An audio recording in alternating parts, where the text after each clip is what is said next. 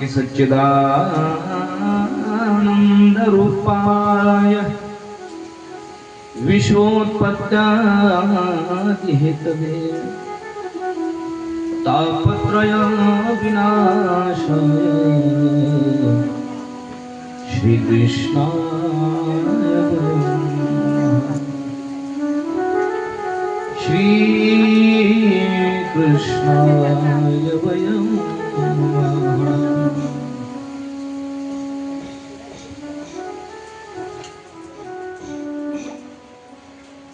परम मंगलमय परात्पर अखिलेश्वर पिदंबरधारी श्री कृष्ण परमात्म्याची वाङ्मयीन श्रीमद भागवत कथा ज्ञानयज्ञ आणि या यज्ञाचा ज्ञान यज्ञाचा द्वितीय दिवस आणि द्वितीय दिवसाची कथा आपण प्रारंभ करत आहोत.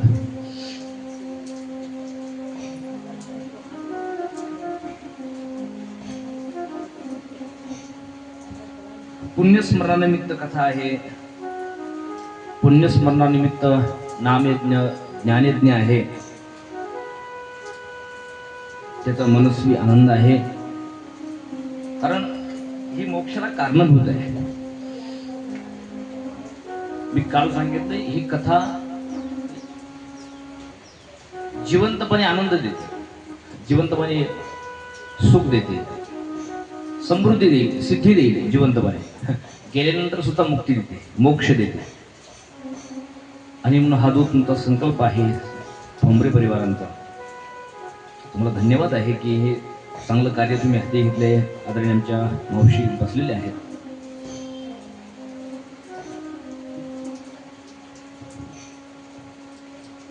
आध्यात्मिक कोणतंही कार्य असो ते तीव्रतेशिवाय जमत नाही.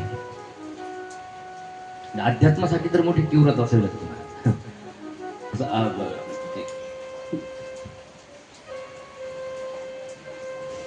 व्यवहारामध्ये तरी मागे पुढे चालतं थोडंसं, पण अध्यात्मात तसं चालत नाही.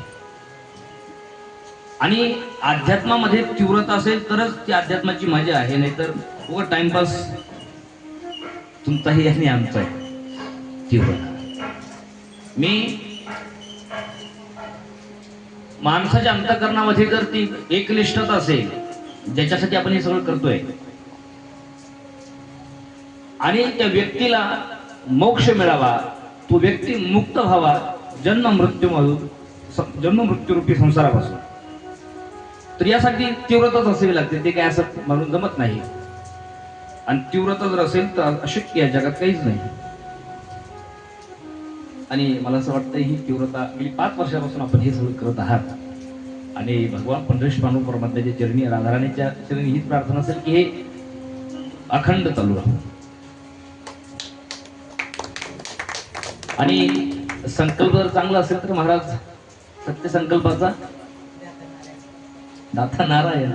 आपला संकल्प जर चांगला असेल आणि तीव्रता जर असेल तर मी सांगितलं अशक्य. मी पहा, मी घडलेला प्रसंग तुम्हाला माहिती असेल तर मी सांगून जाईल. तुमच्या अंतःकरणामध्ये जर चांगली तीव्रता असेल आणि त्या गोष्टीविषयी एकनिष्ठात असेल तर जगात अशक्य काहीच नाहीये. कोणतीच गोष्ट अशक्य नाही. त्या मेहकर तालुक्यामध्ये, बुलढाणा जिल्ह्यामध्ये मेहकर तालुका आहे, आणि त्या मेहकर तालुक्यामधील एक बाई, तिचं नाव आहे लता भगवानकरे. तुम्ही ऐकलं असेल, मागे ती पेपरला होते, टीव्हीवरही होतं. 65 वर्षाची म्हातारी. आता ते 5-6 वर्ष झाले पुढे असेल, त्यावेळेस 65 वर्षाची, 70-71 असेल. त्या म्हातारीला 3 मुली, मुलगा एकही नाही. तिन्ही मुलीचे लग्न, जमीन नाही म्हणजे रोजाने जाऊन दुसऱ्याच्या घरी जाऊन काम करून तिने 3ही मुलीचे लग्न केले. तिघी मुली आपल्या सासरला आनंदात आहे. 2 नवरा बायको घरी. एक दिवस असं झालं की त्या लता भगवानकरांच्या पतीची तब्येत जरा खराब झाली, चांगलीच खराब झाल्यामुळे गरिबी होती. त्यांनी तालुक्याच्या गावी नेलं, मेहरला. पण त्या सरकारी दवाखान्यामध्ये सांगितलं की यांना इथे उपचार होणार नाही, तुम्हाला यांना जिल्ह्याच्या गावी न्यावं लागेल, म्हणजे बुलढाण्याला न्यावं लागेल. आता तालुक्यापर्यंत ठीक होतं, मग बुलढाण्याला जिल्ह्याच्या जायचं म्हटल्यानंतर पैसे पाहिजे, दवाखान्यात जायचंय. आता दवाखाना जरी सरकारी असला तरी काही कामं सरकारी दवाखान्यात सुद्धा पैसे लागतात. काय करावं म्हणून तिने आपल्या मैत्रिणीकडे जाऊन एक दोघीकडे जाऊन पैसे जमा केले आणि जिल्ह्याच्या गावी गेली. गेल्यानंतर तपासणी झाली आणि तपासणी झाल्यानंतर डॉक्टरांनी सांगितलं की यांच्यावर इथे उपचार होणार नाही, यांना तुम्हाला बारामतीला न्यावं लागेल. आता तुम्ही कल्पना करू शकता कुठे ते मेहकर आणि कुठे बारामती. म्हणजे इथे बुलढाण्याला यायचं तरी पैशाची पंचायत आहे, एक दोघी विकून घेतली. आता बारामतीला न्यायचं म्हटल्यानंतर अवघड आहे. पण मग काय करावं, ज्यांनी आता आता आपल्यासाठी सगळं केलंय, रात्रीचा दिवस दिवसाची रात्र केली, आता त्यांच्यावर बेतली तर नाही म्हणून जमणार नाही, म्हणून तिने पुन्हा पैसे जमा केले. ही तिचं बोलणं आहे. पैसे कसे तरी जमा केले, बारामतीला गेले. बारामतीला गेल्यानंतर सगळे चेकिंग वगैरे झाली, सगळ्या तपासणी झाल्या आणि डॉक्टरने सांगितलं मावशी तुमच्या पत्त्यावर इथे उपचार होईल, उपचार 100% होईल, पण त्या उपचारासाठी जो पैसा लागतो तो मोठा आहे. किती म्हणले? 1 लाख रुपये. आता कल्पना करा, भाड्याला जायचं तर भाड्याला सुद्धा पैसे नाही. ज्या बाईकडची बाई 1 लाख रुपये म्हणल्यानंतर काय झाली असेल अवस्था त्या बाईची. ती बाई रडायला लागली. पतीमध्ये ऍडमिट आहे, लता भगवानकडे बाहेर बसलेली आहे आणि बाहेर बसलेली असताना अचानक तिने पेपर पाहिला आणि त्या पेपरवर बातमी आलेली होती बारामतीमध्ये पळण्याची स्पर्धा आहे. बारामतीमध्ये कशाची स्पर्धा आहे? पळण्याची स्पर्धा आहे. तिने आपलं पदरान डोळे पुसत तो पेपर पाहिला, ती बातमी वाचली आणि जिथे ती स्पर्धा होती ती स्पर्धा विचारत त्या स्पर्धेच्या ठिकाणी गेली. पळण्याची स्पर्धा आहे. अनेक दिवस ते मुलं प्रॅक्टिस करतात, सगळी तयारी असते मुलांची, या वयाची काहीच तयारी नाही. स्पर्धा मला स्पर्धेत जायचं कशासाठी माहितीये? मला माझ्या पतीला वाचवायचंय. मला एवढं सांगायचं, मला माझ्या पतीला वाचवायचंय आणि त्याला वाचवण्याकरता मला पळायचंय, एवढं तिच्या मनात. पण ज्यावेळेस ती बाई म्हणायला लागली, कोच असतील, मला याच्यामध्ये सहभाग घ्यायचा आहे, त्यांना पहिल्यांदा ते वाईट जरा अवघड वाटलं आणि हास्यास्पद होतं की 65 वर्षाची म्हातारी जे स्पर्धेमध्ये भाग घेते म्हणल्यानंतर त्यांना थोडं वेगळं वाटलं की तुम्ही काय गंमत करता की काय. नाही, गंमत नाही म्हणलंय, मला माझ्या पतीला वाचवायचंय, मला पळायचंय असं सांगितल्यानंतर ज्यावेळेस त्यांना खरी परिस्थिती कळाली भाग दिला. लता भगवान करायला 65 वर्षाची विसरू नका. 65 वर्षाची बाई, तिला स्पर्धेमध्ये पळण्याच्या स्पर्धेमध्ये तिने भाग घेतलेला आहे. स्पर्धा पट्टी वाजली, स्पर्धा सुरू झाली, स्पर्धक पळू लागले. आता कल्पना करा, पायात काही पाय स्कूलचे बुट आहेत महाराज, पोरांच्या पायात बुट आहेत, बाईच्या पायात चप्पल सुद्धा नाहीये. जर तुम्ही ते व्हिडिओ पाहिले तर चप्पल सुद्धा नाहीये. त्या बाईने हाही विचार केला नाही की मी पळत असताना माझ्या पायात काटा टोचेल की खडा टोचेल, मी पळत असताना माझी नाटी माझ्या पायात गुंतू शकते, मी पडू शकते, हा काहीच नाही. तिच्या मनात फक्त एवढंच होतं की मला माझ्या पतीला वाचवायचं.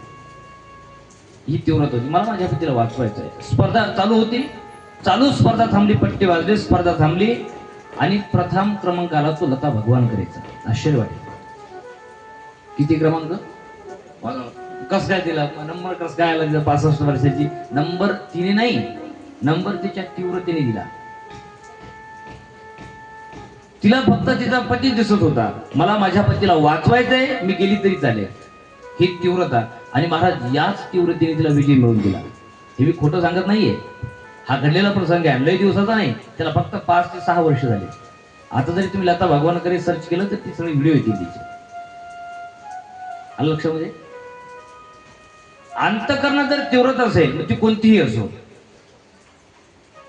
आणि त्या तीव्रतेने जर तुम्ही आध्यात्मिक कार्य केलं तर जीवनात आध्यात्मिक नाही कोणतीच गोष्ट, कोणतीही गोष्ट करा ती अशक्य नाहीये.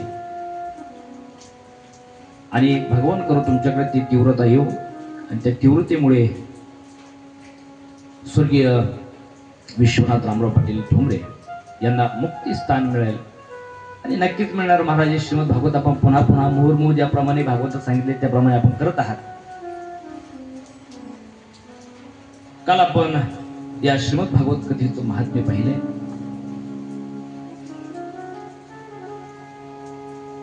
श्री गोकर्ण महाराजांनी आपल्या पिताश्रींना खूप गोड गोड व्याख्यान दिले. देहस्ती वाम सुरधुरे अभिमतीम तेजत्वम जाया सुता देशु सता ममता मिमुंच पश्चानिशम जगरिदम क्षणभंगनिष्ठम. हे पिताश्री, या जगातली प्रत्येक गोष्ट ही क्षणभंगूर आहे. मग काय करा? कथा रसमेव नितराम पिबत्वम. म्हणले जगात सगळ्या गोष्टी क्षणभंगूर आहे, सगळ्या जाणाऱ्या आहेत. गोष्ट एकच खरी आहे, ती प्या रसमहो नितराम पिबत्वम. कायम परमात्म्याची हरिकथा प्यावं, कायम ऐका. असं गोड वर्णन करून श्री सनकादिक महाराजांची कथा संपूर्ण झाली. काल आपण पाहिलं की त्या कथेमध्ये कोण कोण सहभागी झाले. प्रल्हाद स्थालधारी तरलगती दया, चौद्धव कांसेधारी, विनाधारी सुरर्षी सुर कुशलतया, राग कर्तोर्जुन होत इंद्रवादी मृदंगम, जय जय सुकरहा. सगळे चाललेले आहेत. भक्ती महाराणी नाचायला लागलेली आहे. आणि अशा प्रकारे सनकादिक ऋषी श्री नारदजींना ही सगळी कथा सांगतायत.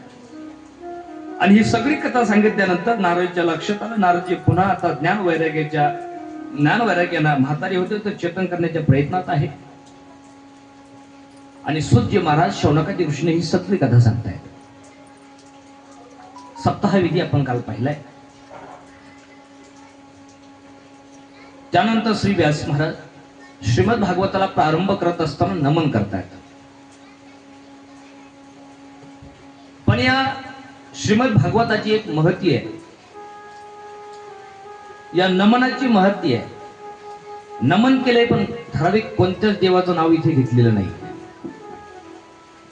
कोणत्या देवताचं नमन तर खूप गोड केलंय.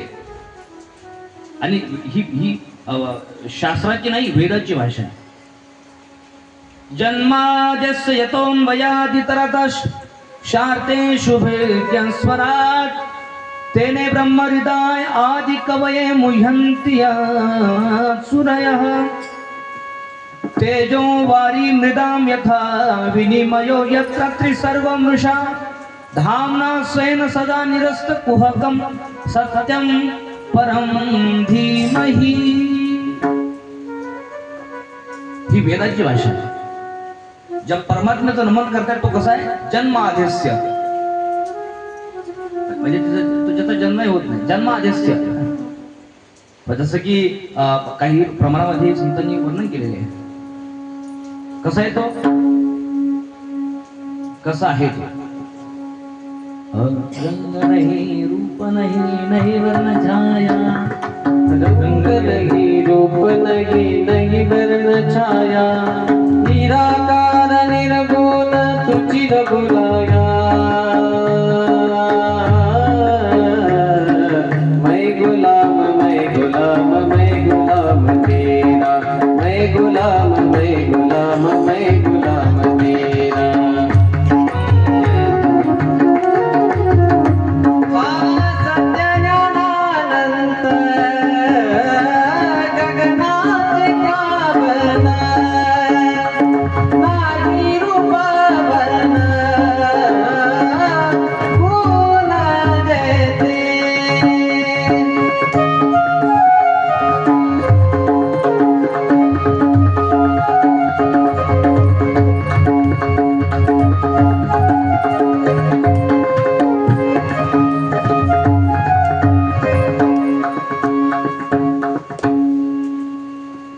कसा आहे सांगता येत नाही.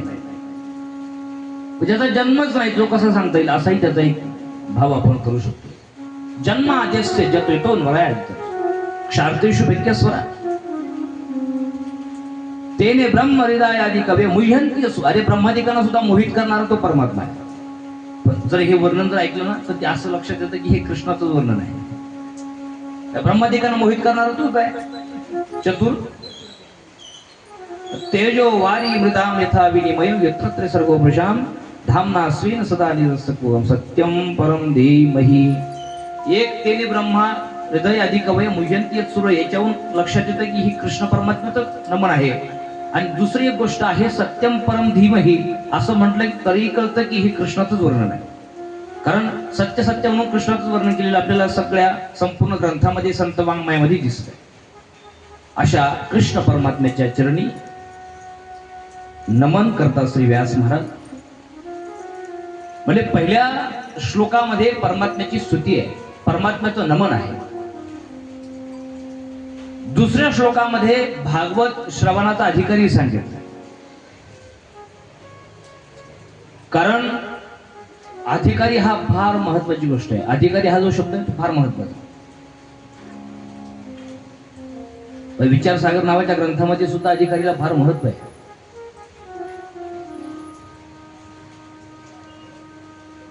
धर्मं भजत्रेत्र बरोबर प्रमो निर्मत्सराणाम सताम असं वर्णन केलेलं आहे.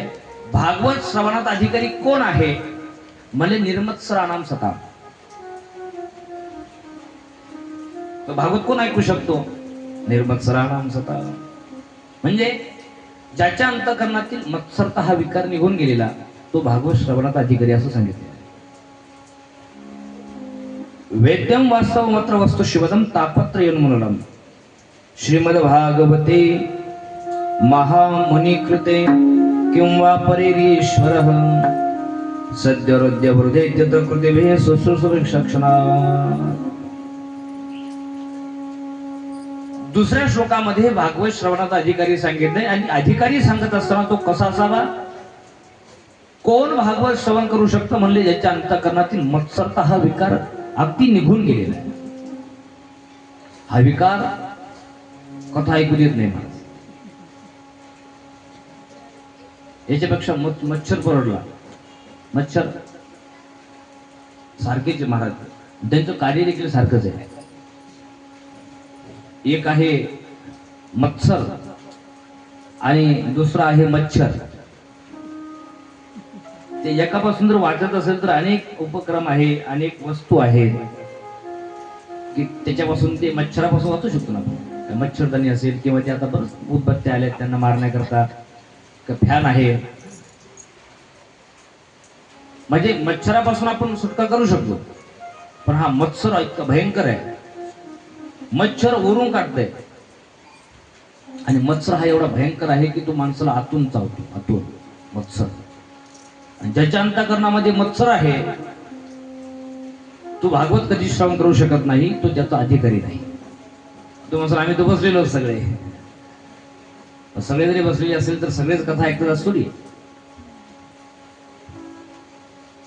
कथेमध्ये बसलेली कथाच ऐकत असं नाही.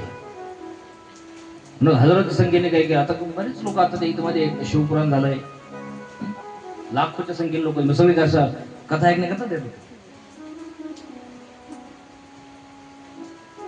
मत्सरता ज्याच्या अंतःकरणात निघून गेलेली तो भागवत श्रवणाचा अधिकारी. हा ठीक आहे म्हणले महाराज, हे ठीक आहे. कारण आम्हाला भागवत श्रवणाचा अधिकारी तो आहे ज्याच्या अंतःकरणातील हा विकार निघून गेलेला आहे. पण हे भागवत नेमकं काय आहे?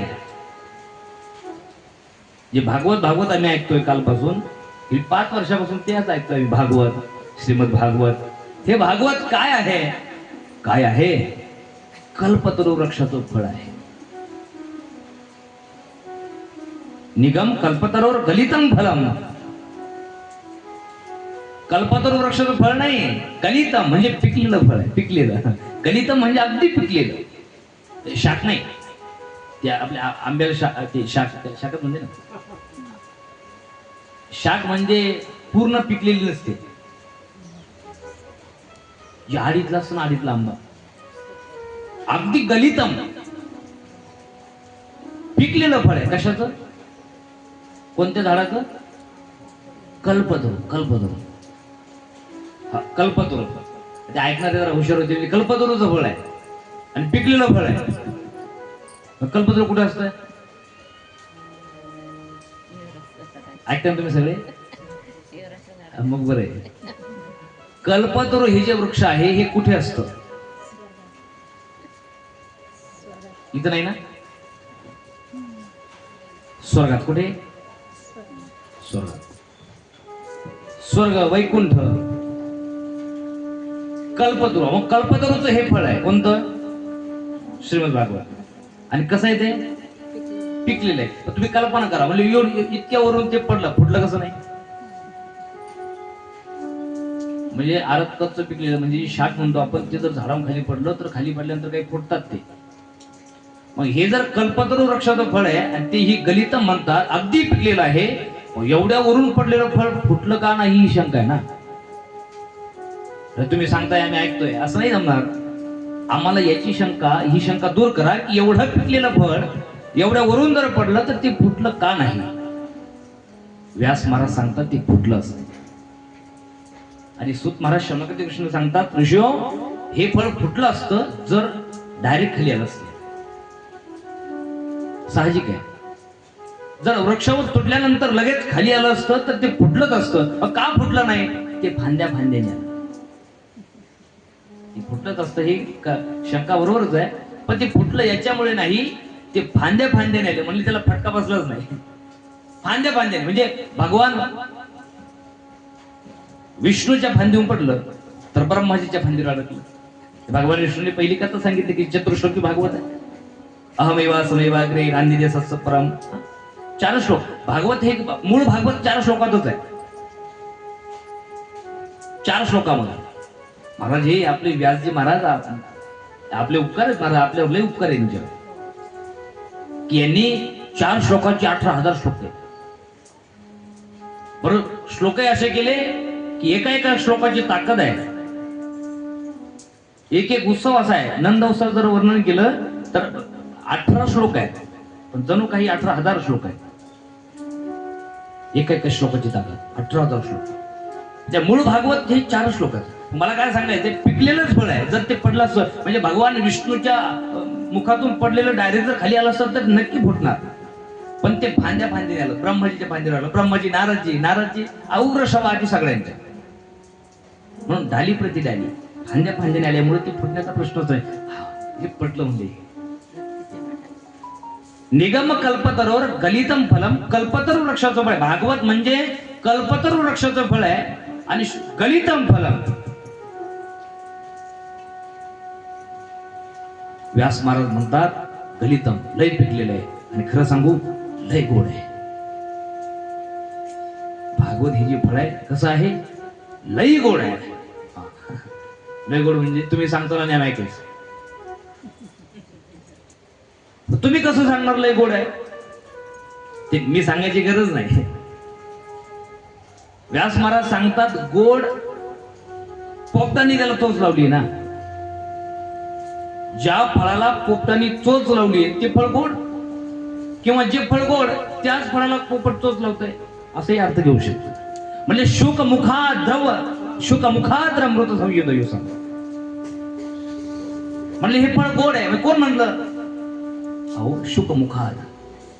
शुक म्हणजे पोपट. शुक म्हणजे पोपट. पोपटाचं तोंड यायला लागलंय. शुकदेवजीचं तोंड लागलंय महाराजाला. शुकदेवजीचं भागवत हे एवढं गोड का झालं कारण शुकदेवचं मुख त्याला लागलेलं आहे. आणि व्यास महाराज सांगतात शुक मुखाद मृत द्रव्य संयुतम. ही सूत महाराजांची भाषा आहे. हे फळ का गोड आहे काय गोड आहे म्हणजे शुकाचं तोंड लागलेलं आहे. ठीक आहे महाराज पिकलेलं आहे आणि गोडही आहे. जर तुम्ही प्रमाण देत असेल शुकाचं मुख लागलेलं म्हणल्यानंतर 100% ते गोड असणार आहे. कोणी कोणी घ्यायचं म्हणजे कोणी कोणी प्यायचं. आता इथे भाषा अशी आहे निगम कल्पतरोर गलितम फलम शुक मुखाद अमृत द्रव्य संयुतम पिबत. म्हणले गोड फळ आहे आणि शुकाच्या मुखातून आलेलं म्हणजे पोपटाच्या मुख लागलेलं आहे गोड आहे. मग काय करा म्हणले प्या. आता गंमत आहे पहा फळ पुढे पितात का तुमच्याकडे म्हणजे काय करतात फळाला. जर मी केळी दिली समजा माझ्याकडे नाही ज्यूस बनव. ज्यूस केळी जर घ्यायची तुम्ही आणि केळी तुम्हाला पाहिजे तर केळी तुम्ही खाणार का प्याल. ज्यूस बनवून पिऊ. तसं नाही म्हणते ज्यूस ज्यूस ज्यूस पिऊन पण ते केळी महत्व नाही ना. केळीचे साल बाजूला करणार तुम्ही. सिद्धांत लक्षात घ्या. केळी जर तुम्हाला देईल तुम्ही केळी खाल का प्याल. खाल. बर चिक्कू खाल. खाल ना. बरं हे तुम्ही खाता का. केळी तुम्ही प्यायला पाहिजे का पित नाही तुम्ही केळी. का पित नाही. केळी तुम्ही पित का नाही. बरं थांबा आंबा खाता का पिता. खातो. हा खातो खातो. असं म्हणतात मी आंबा पेला. मी आंबा पेला असं म्हणलो का आपण. काय म्हणतो आपण आम्ही खातो. आंबा खातो. का खाता तुम्ही आंबा. आवडतो मला. ते आवडतो ते मला माहिती आहे. आंबा आवडत नाही असा कोण प्राणी आहे? हा, आंबा आपण प्यालाच असता जर आंब्यात कोय नसती तर. मग एक लक्षात घ्या, पिबत भागवतम. अरे भागवत जर फळ आहे, कल्पतरू वृक्षाचं फळ आहे, तर फळ कुठे खात? अरे फळ कुठे पितात का म्हणले? फळ खातात. पण सूत महाराज सांगतात, अरे फळ ते फळ खातात ज्या फळाला साल आहे आणि ज्या फळाला कोय आहे. म्हणजे ज्याला बी आहे आणि ज्याला साल आहे ते फळ खावं. पण कल्पना करा, ज्या फळामध्ये फक्त रस भरलेला आहे, आता सांगा फळ खाल का प्या? मग श्रीमद भागवत म्हणजे संपूर्ण रस आहे. म्हणजे रस नाही, रसालयम, रसाचं घर आहे. जसं औषधालय तसं हे रसाचं घर आहे. श्रीमद भागवत म्हणजे संपूर्ण शास्त्राचं सार आहे. संपूर्ण शास्त्राचा रस एकत्र करून श्री व्यास महाराजांनी या पुराणामध्ये टाकलेलं आहे. मग सांगा आता, ज्याच्यामध्ये फक्त रस भरलेला आहे, आता ते तुम्ही प्याल की खाल? प्याल ना. म्हणून रसमालयम पिबत भागवतम. भागवत खायची वस्तू नाही, भागवत रूपी फळ हे निरंतर प्यावं. नितराम पिबत्व. हा, कोणी प्यायचं? गोड आहे, पिण्यासारखं आहे, रसालय शाश्वतम आहे, निस्ता रस भरलेला आहे, फक्त रस आहे. पण कुणी प्यायचं? अधिकारी पाहिजे ना कोणीतरी. जे दुसऱ्या श्लोकामध्ये अधिकारी सांगितलं, कुणी प्यायचं? मुहुरो रसिका आणि भुवी भाऊका.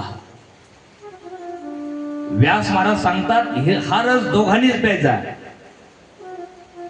एक रसिक आणि दुसरे भाविक.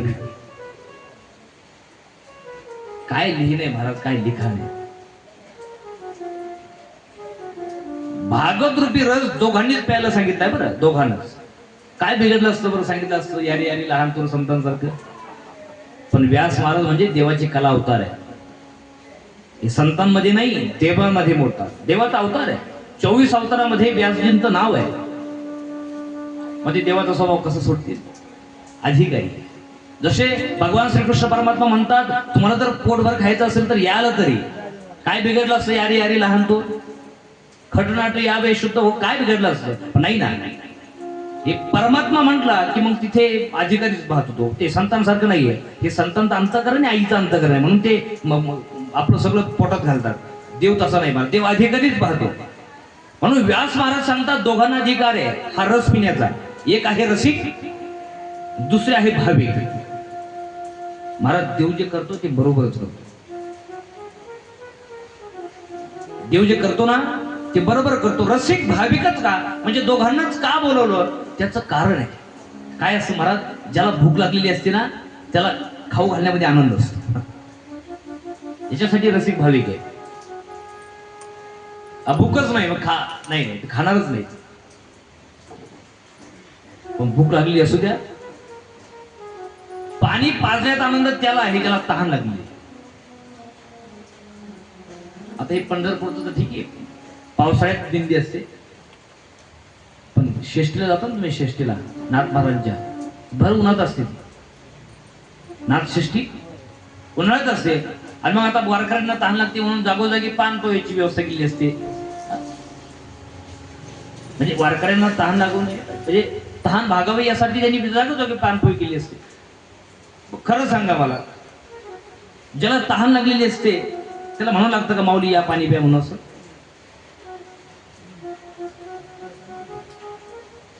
तो पाहत असतो पानपोई कुठे, पाण्याची व्यवस्था कुठे. ज्याला तहान लागलेली असते त्याला सांगावं लागत नाही पाणी कुठे, तो पाण्याच्या शोधात असतो. ज्याला तहान लागलेली असते त्याला पाणी पाजायचा आनंद वेगळा असतो. पण तहान लागलेली नसू द्या, मग त्याला म्हणा माऊली या ना पाणी प्यायला, तो एकतर जाणारच नाही. आणि गेला तरी 100 प्रश्न असतील. पाणी पितो पण पाणी विहिरीचं की बोरचं आहे? म्हणजे पाणी गाळून तर भरलेलं आहे ना. हे प्रश्न कुणाचे? ज्याला तहान लागलेली नाही याची.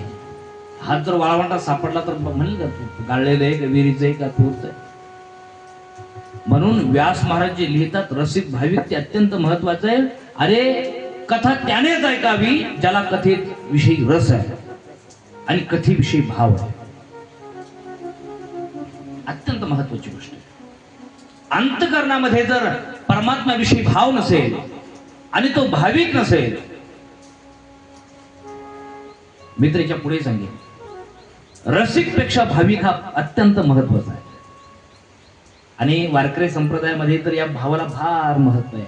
आतापर्यंत ज्ञानाला फारसं महत्व संतांनी कुणीच दिले नाही, जे भावाला दिलंय.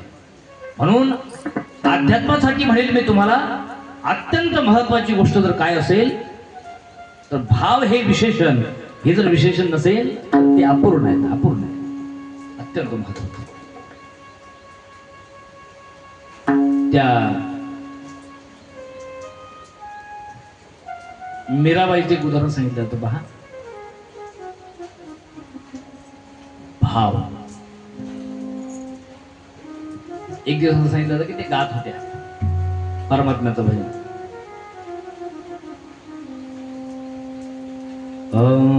पायोजी